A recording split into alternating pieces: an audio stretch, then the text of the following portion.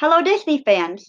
I gotta say I feel guilty doing this video because it's taken so long to get back to doing anything with Lunch, and even though I'm finally doing it now, it's a reminder that, yeah, I've been away from this for a long time.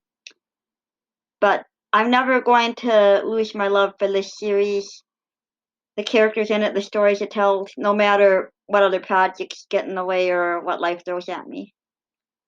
Well, speaking of the stories this series tells, we are going to be winding up the story that season 2 tells in this video. And the main problem in the story at the moment that everybody's going to be working together to solve is Regina has gone missing, courtesy of Greg and Tamara, who want to stop magic. Well, when you have a problem in Storybrooke, there's only one person that you're going to go to. Well, the Assembly don't remember inviting you two. We're closed. Not to us. We need your help. Regina's missing and we think she might be in danger. Just the way I like her. Now remember, Regina is the reason that Belle has false memories of being Lacey, even though it isn't her fault that Belle lost her memories in the first place. That one was on Captain Hook. So, either way, Rumple isn't too keen to help Regina at the moment. But Charming reminds him that he does owe him a favor because he helped find Belle when Maurice, Belle's own father, captured her and tried to send her across the town line so she would forget Rumple. Great family Belle's got, huh? At least with her dad. But getting off subject there. Rumple does agree to help, and he gives them a spell that will let them see what Regina sees and feel what Regina feels. It leads them to the old canning factory. Everybody goes there to help, and unfortunately, Rumple's son Bay runs into who he thought was his girlfriend. Turns out she was just playing him because she knew who he really was, and she wants to destroy magic. They have a confrontation that doesn't go well for Bay. I know that. So please try to understand. I had a job to do. An important one. One I think you can agree with. You never loved me. No.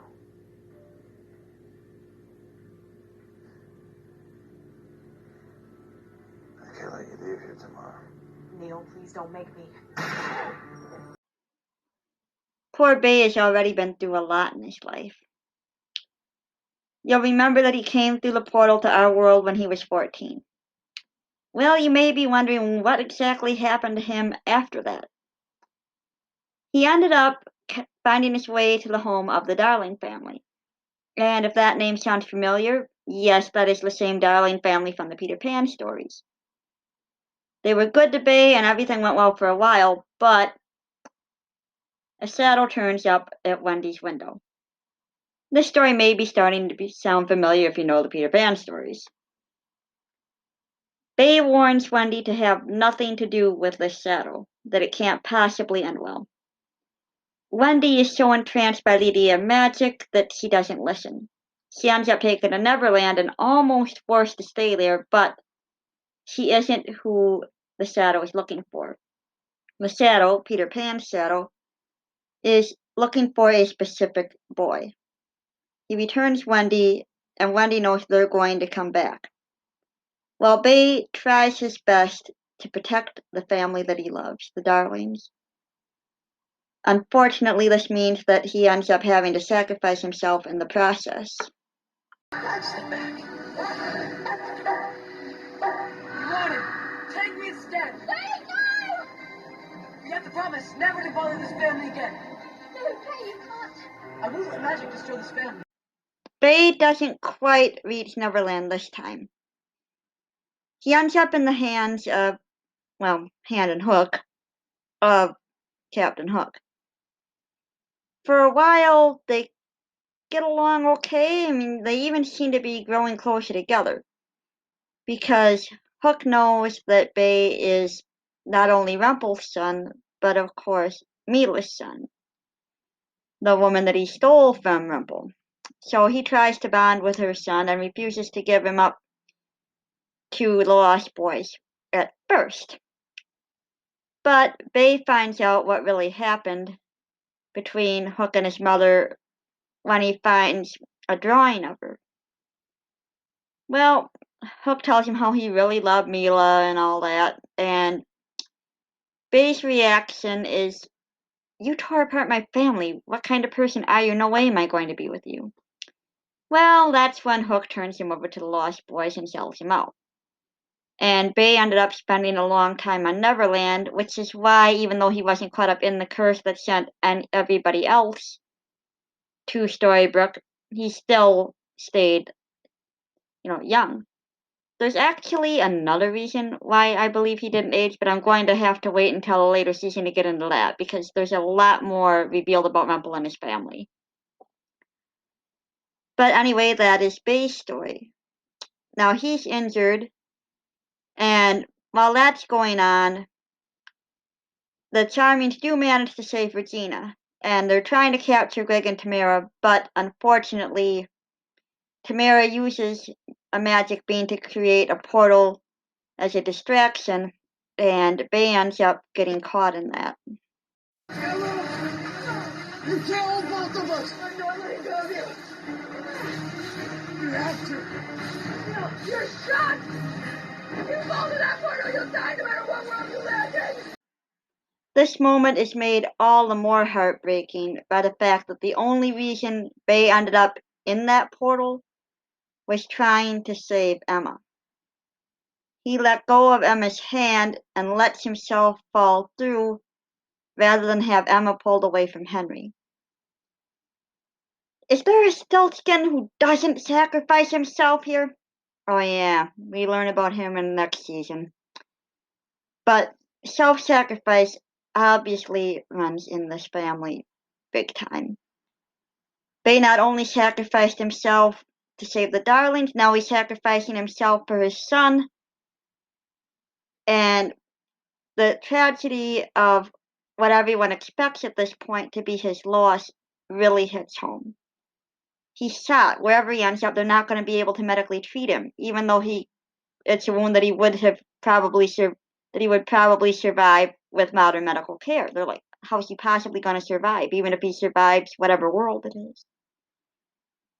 Nobody takes this news well, especially Henry and, of course, Rumple. Tamara shot him.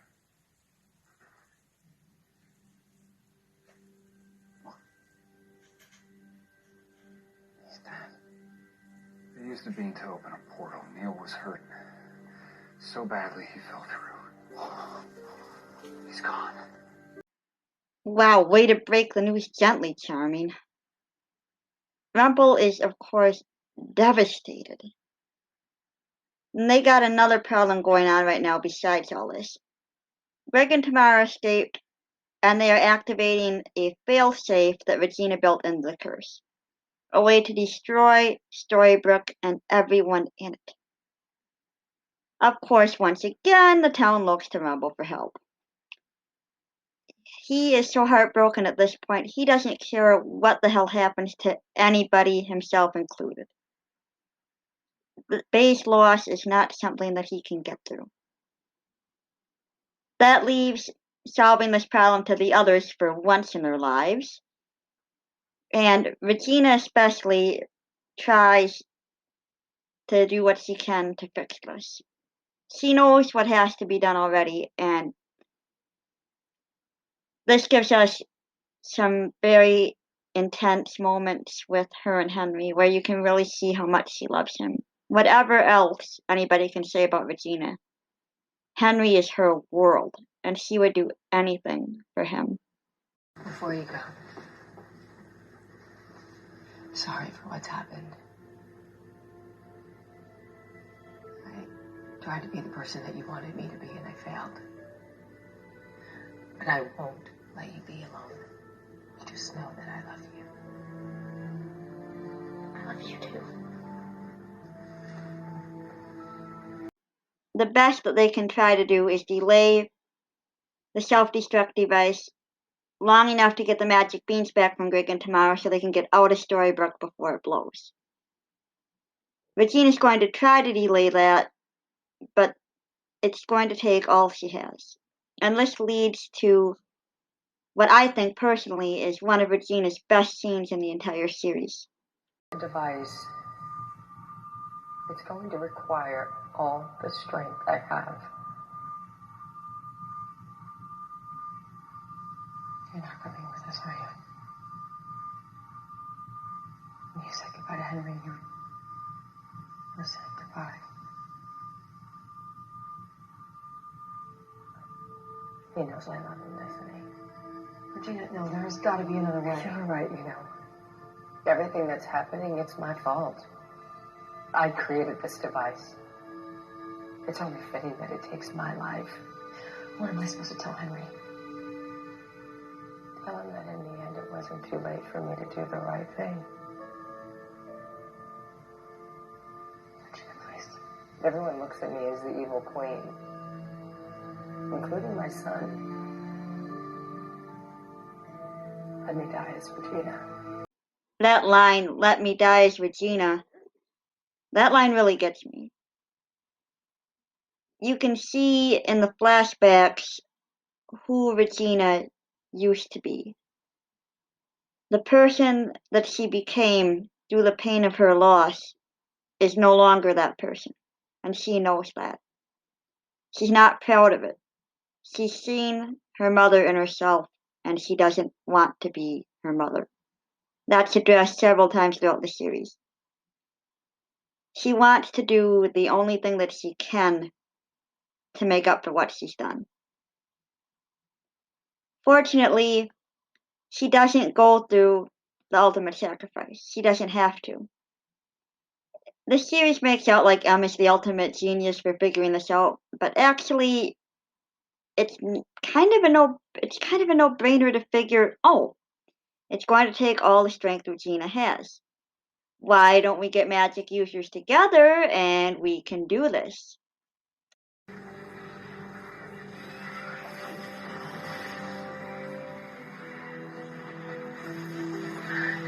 You may not be strong enough. Maybe we are.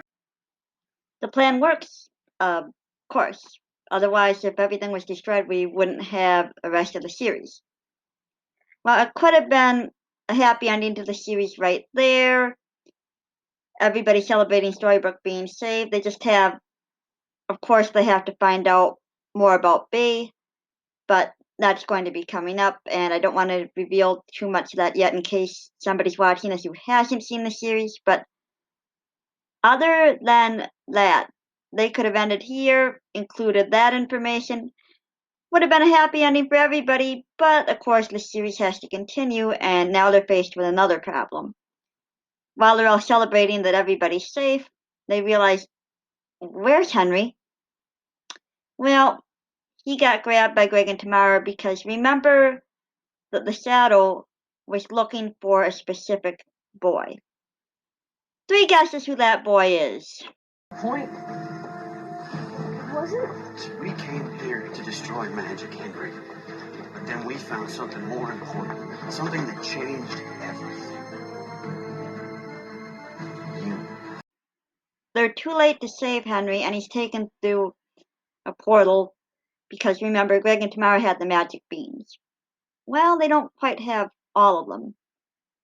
Hook managed to snag one, and because suddenly Hook became the most popular character in the series by this point, of course, he's going to be the one to turn up and save the day this time.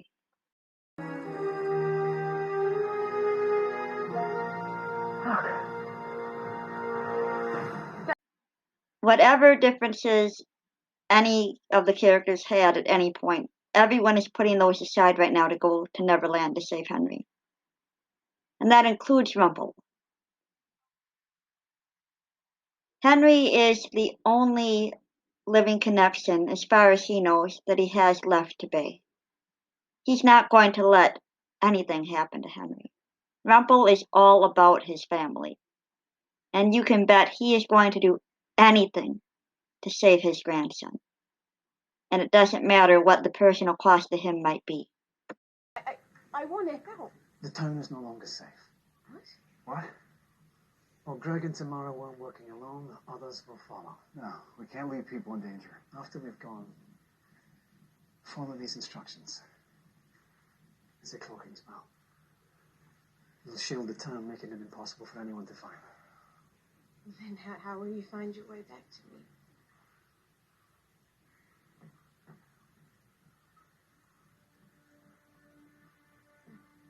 You're not coming back, are you?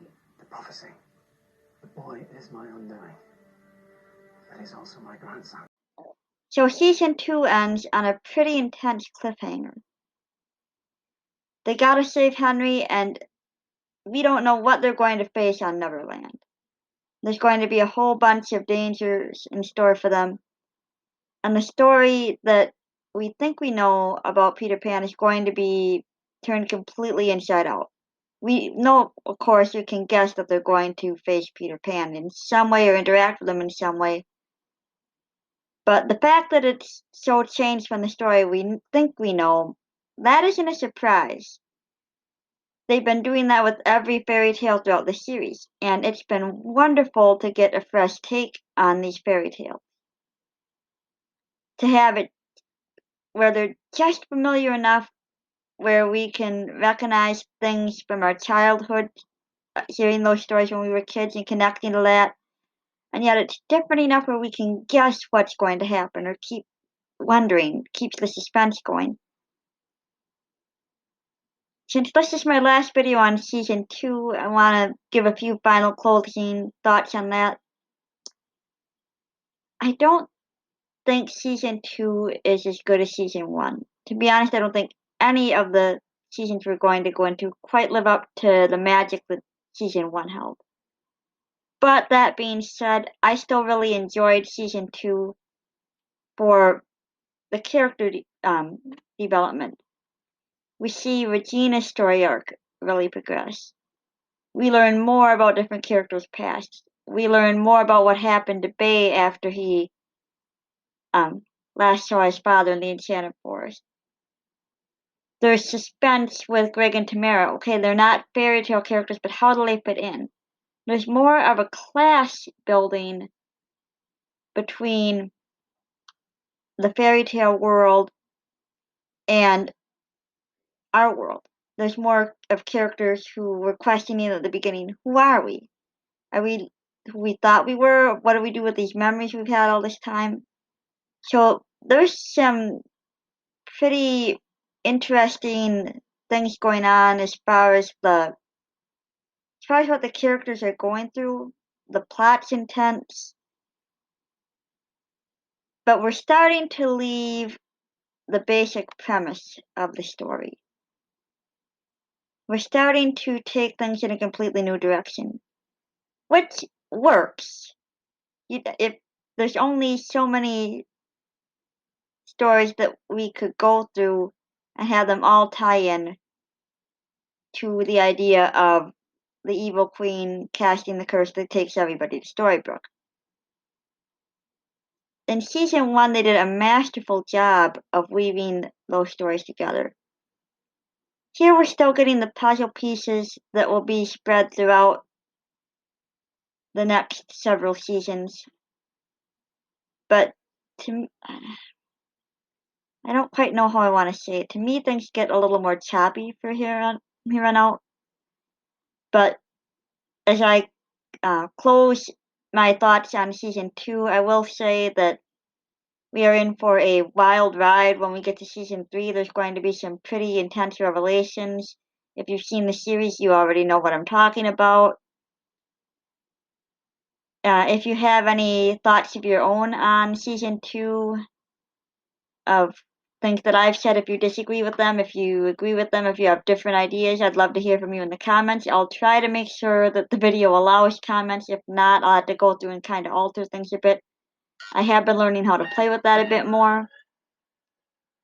I hope you enjoyed this, and until next time, remember the magic.